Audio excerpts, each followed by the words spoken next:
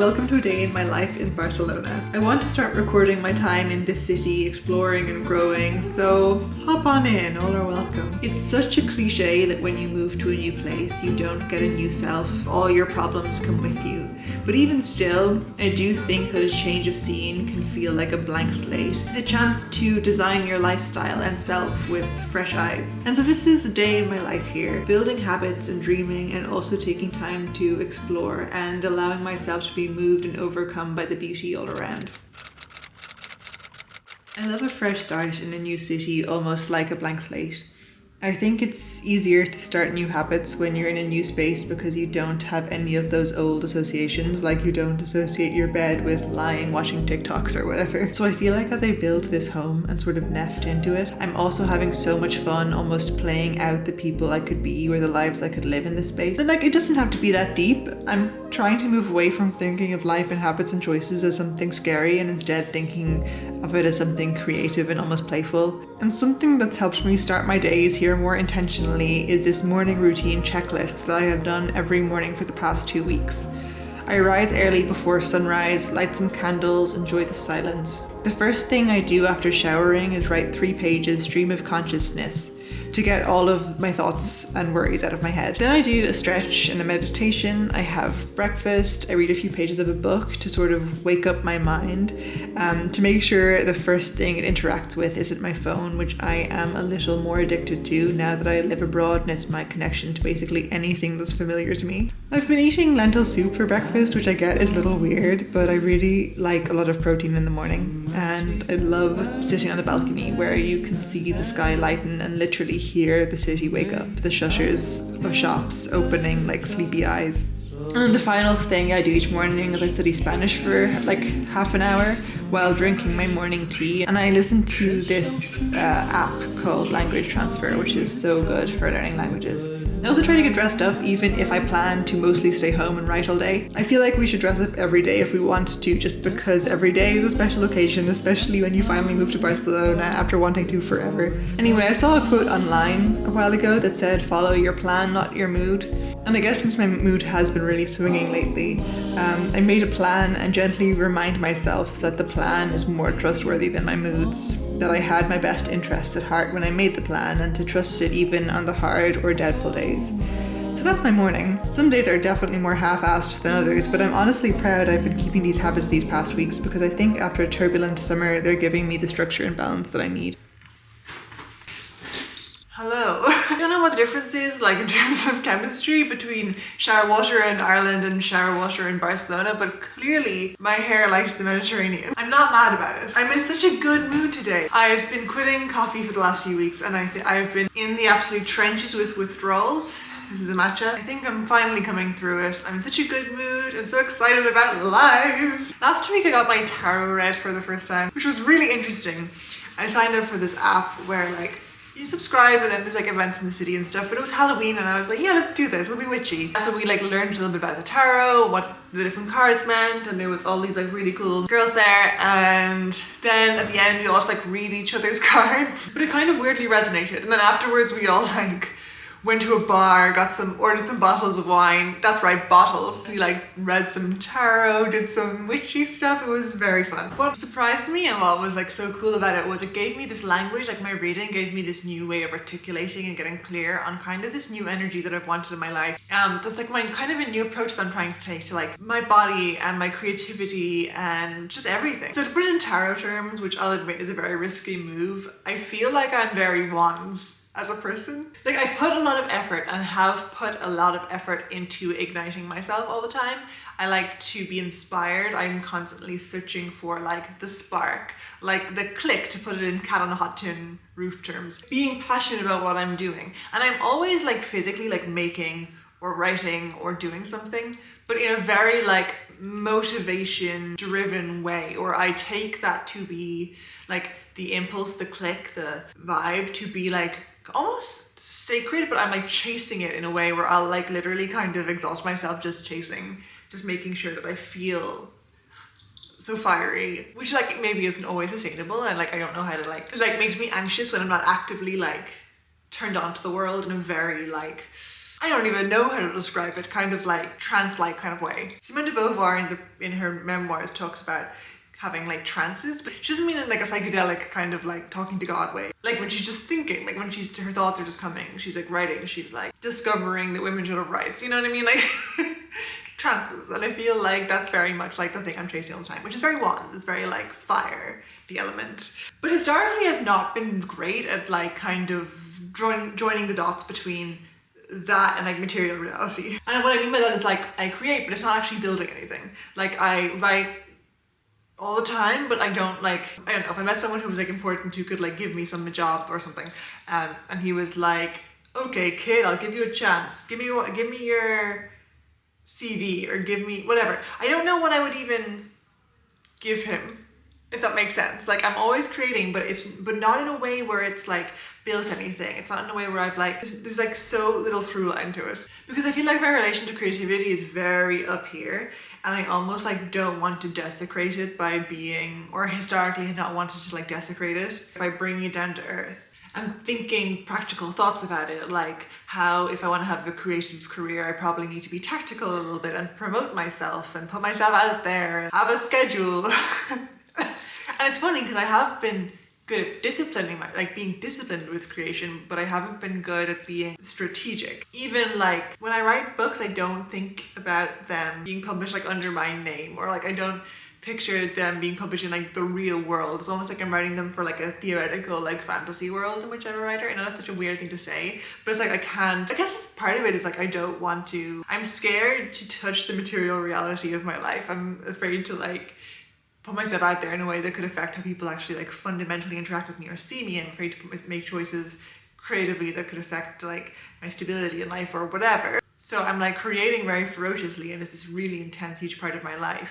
But I've kind of, I think, semi-consciously, semi-subconsciously like prevented it from breaking through into like reality in a way where it could, I guess my fear is telling me harm me, but in reality, that's also the only way it can like become like an actual real thing. But then especially in the last year, while I've been doing some freelance stuff, some freelance side creation for other people that didn't feel personal to me, I realized that for them I could be strategic, I could be competent, I could be like, and it was kind of interesting because I was like, if I can do this and put all this energy and thought into doing this for this person, like why am I doing it for myself? What's stopping me from doing this for myself? And like why can't I be strategic about my own work? I'm just kind of on little trances all the time, and it's a fun way to live. I'm very up in the air, I'm very in my thoughts, I'm very journaling, I'm very like, I hear a song on the street and now I'm like in a different world kind of person. Pentacles in tarot, right, are to do with materialization.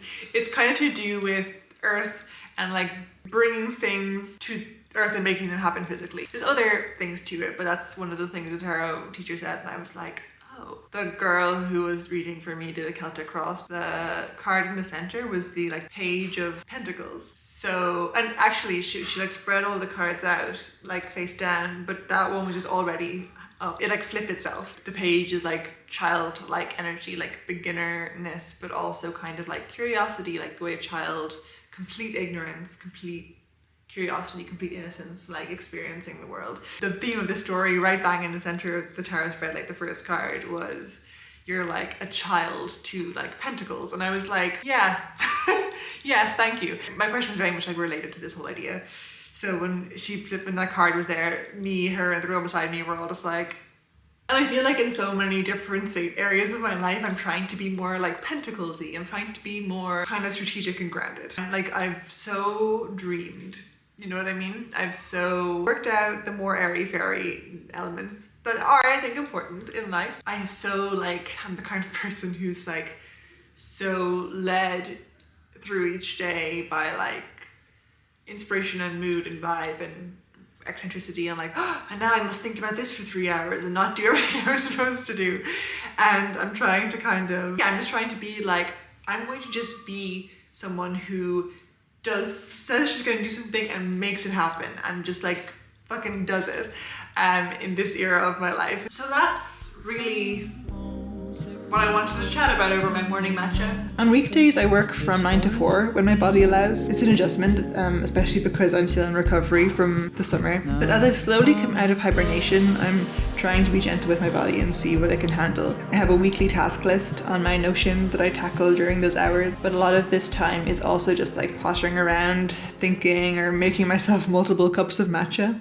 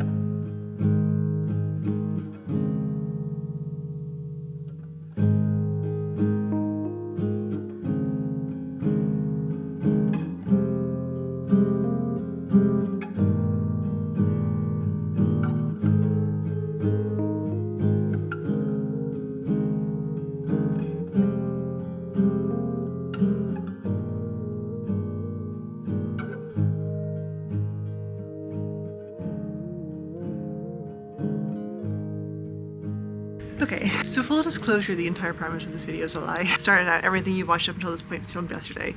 Then I started to get the worst cramps ever, so I just went to bed and was like, I'll finish this tomorrow. So here we are, the next evening. It's 3 p.m. the next day. I was like, I'll pick up where I left off. But today, the US election results came out, so I'm in a significantly different mood. The tone has shifted violently. I'm honestly kind of surprised that I'm as sad as I am. I don't know, I've been organizing for Gaza and working with a Palestinian family for many months now. Like, I'm on WhatsApp each day texting my friend who's like sending me these voice messages where she's freaking out as like literally bombs rain down on her that were sent by the States. So I very intentionally was like not thinking about this election that hard, but it's never ever good to see a fascist win. As much as I have been yelling, Biden, you can't tire, you're supporting genocide for a full year, it's still just vibes are shitty today. And like, what is the future of the climate? What is the future of the world? How are we ever going to have a ceasefire? These are the questions that are making me throw myself into the woods. But at least, okay, here's some berries. This is a beautiful walk that I haven't been to. I've been meaning to like explore the like walking in nature scenario near the city because I have been very in the city and stressed. Not that I'm not stressed now, obviously. God, it's gorgeous here though. Everything I'm saying feels really silly. But I got this text that was like, from my friend, where she was just like, does this mean we can't have kids? Because you're going to be in a situation where a person who's the head of a very powerful country is not going to do anything about climate change, which is a very shocking thing to happen, especially like this week when there's been like the worst flooding in Valencia, just like very near this region. You know, we were watching videos of like really horrendous things, very close. Not to mention like flooding in Bangladesh and all sorts of places, but like just in my own like weird little brain, I'm just like, oh God. Like the fact that I was having a climate change freak out this week. Every teacher I have in the line of thinking and hoping and fighting say that losing hope and being defeatist and saying things like, does this mean we can't have children? Is the climate lost? Is like really unhelpful and really cruel. Like, it's just not fair for us to lose hope when so many people are on the front lines and have no choice but to fight. And defeat, as much as it can feel like motivating or whatever to be really like scaremongery, thinking you're already defeated is not going to make you work. Thinking that it's possible that doing something will change something, that's what drives you to work. So let this light a little fire under my ass. Let this light a fire under my ass. It's actually wild. Sorry for the abrupt tonal shift mid-vid. I'm just pissed. I'm pissed that the world works like this, and I'm pissed that like one country that has such a nebulous record can have so much power over the entire world. Like, why the fuck does Donald Trump have such power over like the climate for everyone on Earth? How is that how this works? I'm going to like not say everything that I'm thinking because you shouldn't first draft political rage thoughts onto the internet. It's not. Arguably that's how we got here as a world, is everyone being too first draft political thoughts on the internet because sometimes people's first draft's political thought, it seems to be, let's bring fascism back, and they have no problem putting it on the internet, and it ruins everything. Thinking that I needed nature was logical, but I think on mature reflection, what I really need might be a drink. Not me being like, I'm gonna make some good vibey videos about happy chill things, and in doing so, and in having an outlet for like my like more silly like loving life pursuits, I'll like, you know, get my little mojo back. And then hard cut to me on the internet like old man shake stick a cloud.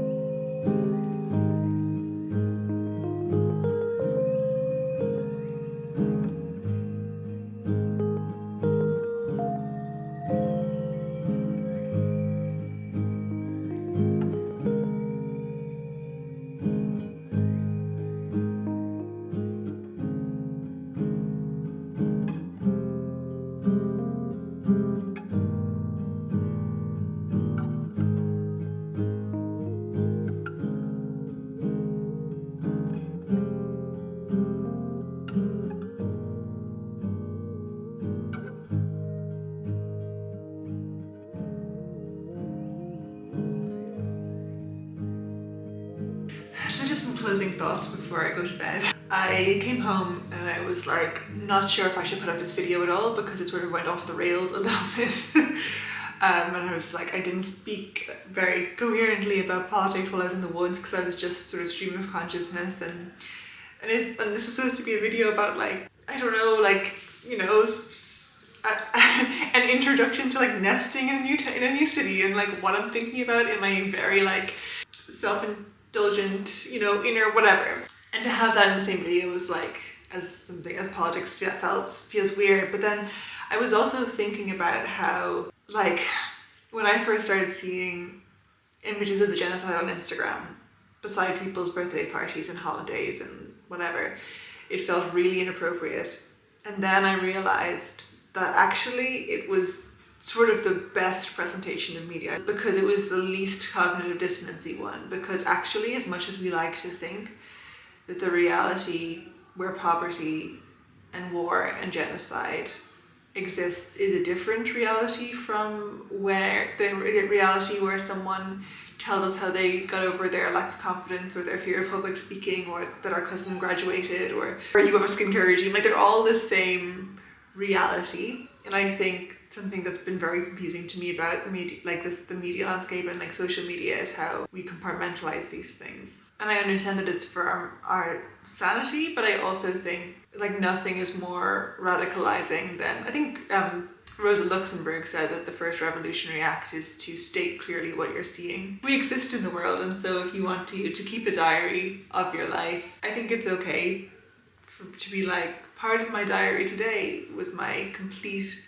and utter flummoxedness, my complete bewilderment at the world, my wavering hope, but also like, why do we get up before sunrise? Why do we meditate? Why do we journal? Why do we do all these things to ourselves if not to make ourselves more human, to help us get deeper in touch with our souls and our humanity? And what is the use of those souls and humanity if we're then going to turn away from all the reality in the world? If we're going to turn away from pain, you know, once the sun rises? I think for such a long time it was so hard for me to deal with the coexistence of like my understanding of how unjust the world is, and also an impulse towards self-care or growth or these kind of things. And I've been reading a really excellent book about this that I'll get into in my next video maybe, but kind of realizing the more we educate ourselves and cultivate our inner worlds and our souls and our peace, the more we are able to be present to the world. And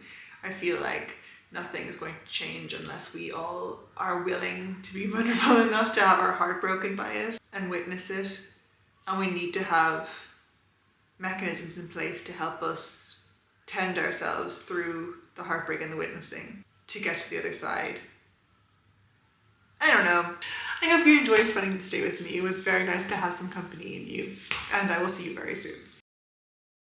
Thanks to your support, we have raised around €13,000, which converts to around $14,000 for my friend Ala Maddie and her family who are currently in Gaza waiting to evacuate. They're so close now thanks to you, and with just $1,000 more, she and her family, including her 17-year-old sister and her 1-year-old son, can all evacuate together. Yesterday, Ahmed, Ala's husband, sent me this photograph of a missile which landed in their tent. By some miracle, it didn't go off. Volunteers came to dismantle the missile and confirmed that if it had exploded, it would have killed around 500 people, and they were right beside it. They're in a place now where they are so close to evacuation, yet it could all be destroyed in 1 second. I know I've asked a lot from you in the last few months, but if there's anyone here who has not yet donated, or who could share this with friends and family who might have the capacity to donate, this would be the time. We came so close to losing the Maddie family the other day, and it terrifies me. So if you could share this and help me get another 1,000 to them as soon as possible, it would mean the world. Gur míle maith agaibh agus saoirse don Palestine.